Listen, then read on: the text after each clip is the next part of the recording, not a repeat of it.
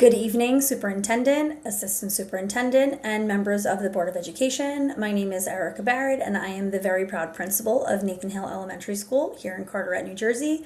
I would like to thank you for the opportunity to share this data presentation, which was developed through the lens of Victoria Bernhardt's Continuous School Improvement Framework.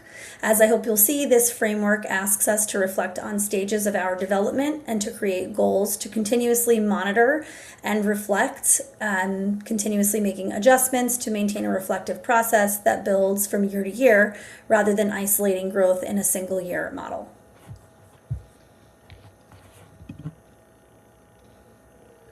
So our goal is to elevate student success, and we are going to be looking at our framework for a continuous school improvement model at Nathan Hale Elementary School. The mission of the Carteret Public Schools is to educate the complete individual and ensure the safety and well-being of all community members. And the vision is drawing on our cultural richness. Carteret Public Schools inspires and empowers students to be innovative, respectful, and confident leaders who will rise to shape the world. The next step for our continuous improvement plan is to launch a localized Nathan Hale school building vision, which we will be starting when our staff returns in a group setting to make sure that we are all on the same page as we move forward and continue to develop.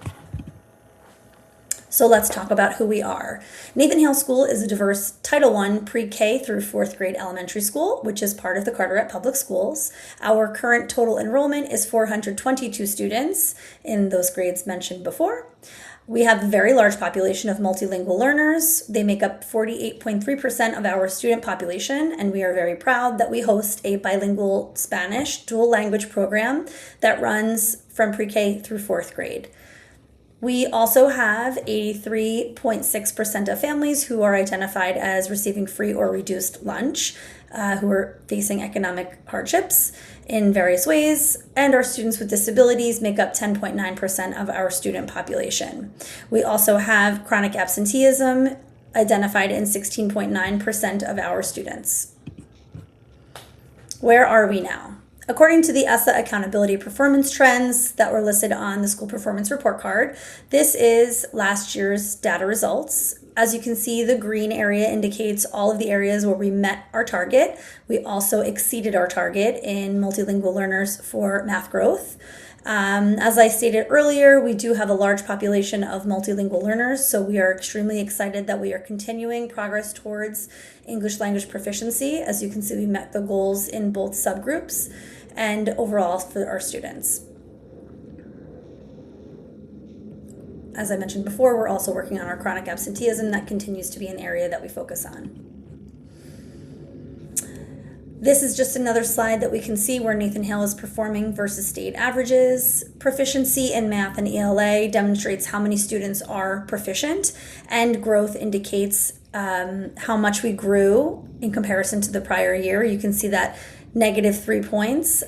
We grew 53 points last year, so you can see there's a little bit of a dip there. You'll see a little bit more on the next slide, but we are pretty close, just hovering just below in all of those areas of the state average.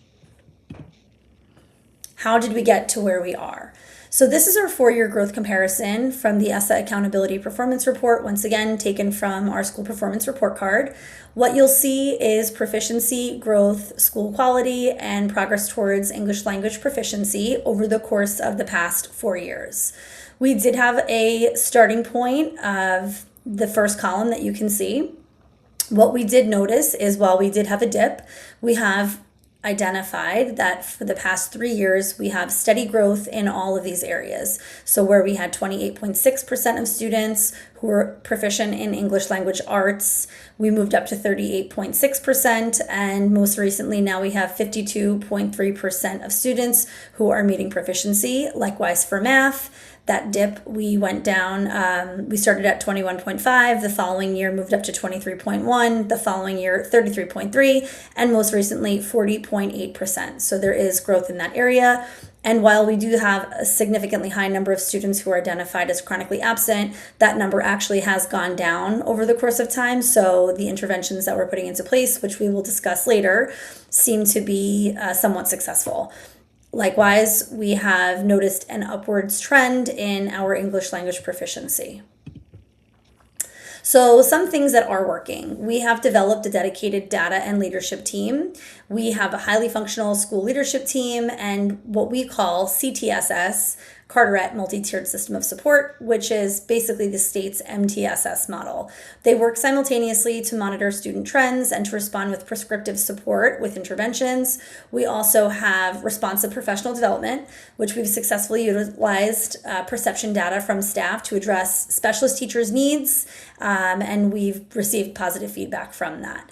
We also are in year 2 of new curriculum for our math program, which is a really wonderful thing that we can provide equity to our students because we have the exact same program in our monolingual English classrooms as we have in our bilingual Spanish classrooms. And we also have a Spanish speaking coach with aligned demographics. So that's been a really helpful rollout for us. We have school safety perceptions from parents coming in a very positive way. On our school climate report from parents, they are overwhelmingly positive that students are safe and respected at school. And we have dual layered language support. So we make sure that we have double ESL periods for all of our multilingual learners to really build up the strength that they need in those areas to develop their English language proficiency, which could be one of the reasons why we're seeing that jump up in ELP progress. And also we have deployed targeted evidence-based programs designed for unique student profiles, not only including our InnovaMap program, which comes with an intervention program, Journeys, but we also have Being a Reader, Being a Writer, and there are additional programs that we use in the support program for our bilingual students as well. What is not working? So we do not have a direct school vision. So while we operate under the umbrella of the Carteret Public Schools and everyone is on board with that vision, we also lack a localized vision statement for the school that is specific to the community values that we have. Because each school, as you know, has its own heartbeat and it has its own population and its own little family. So that is something that we will be working on. That was identified as something that we really did not have. We also have some evidence of structural institutional silos. So the master schedule has historically isolated ESL and bilingual teachers during professional learning communities. And that has hindered some cross-departmental collaboration, which we know is in the students' best interest because when teachers are collaborating together, they can share their best practices with one another.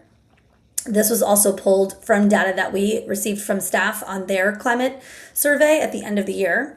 Chronic absenteeism and parent communication barriers continue to be something that we work on. We do have a good amount of parents, despite the fact that we have multimedia supports to contact, and we also send home paper information, flyers, and things like that in multiple languages. It does come across a bit as a barrier, and we are working hard to lower that chronic absentee percentage, which is 16.9%.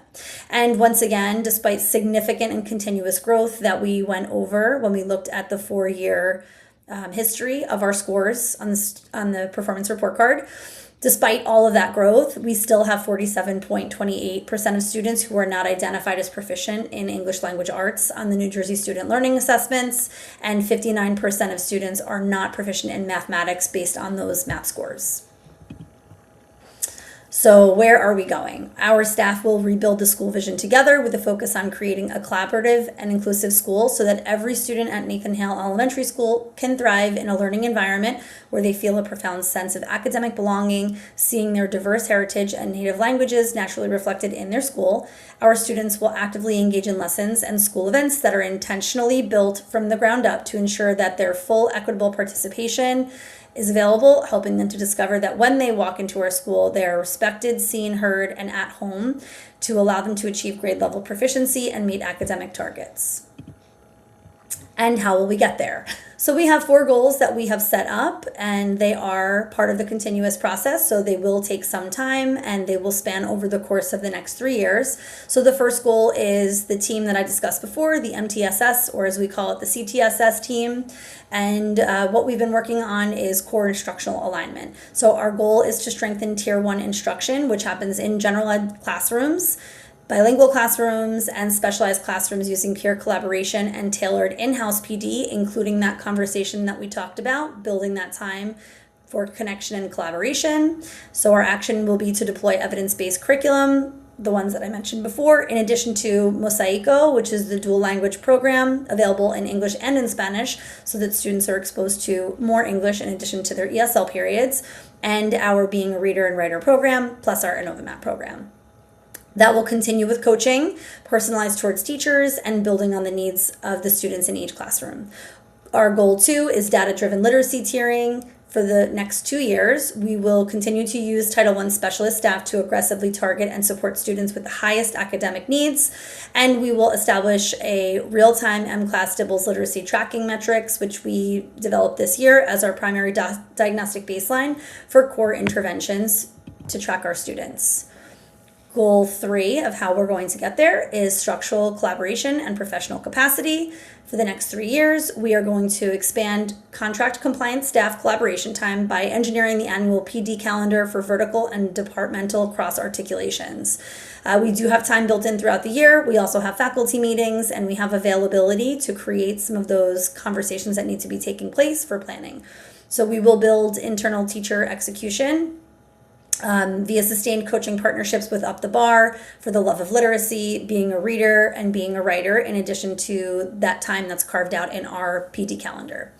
And goal 4 is to target support for chronic absenteeism for the next 3 years. We have been working tremendously hard on meeting this task of continuing to lower this group of students, but we are going to be seeking out additional support.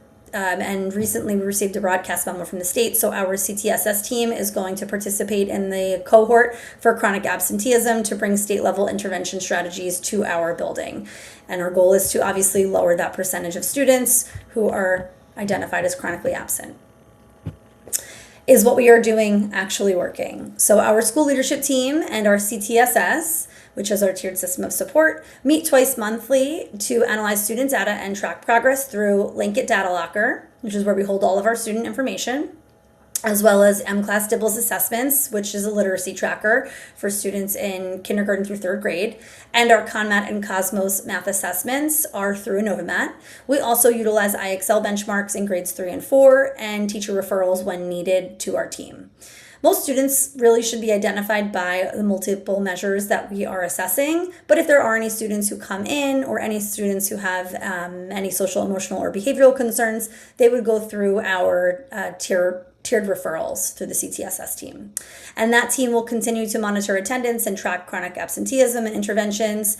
And again, that team also meets twice monthly to go over Tier 1 checklists and referrals for assistance that I mentioned earlier that teachers might be putting in.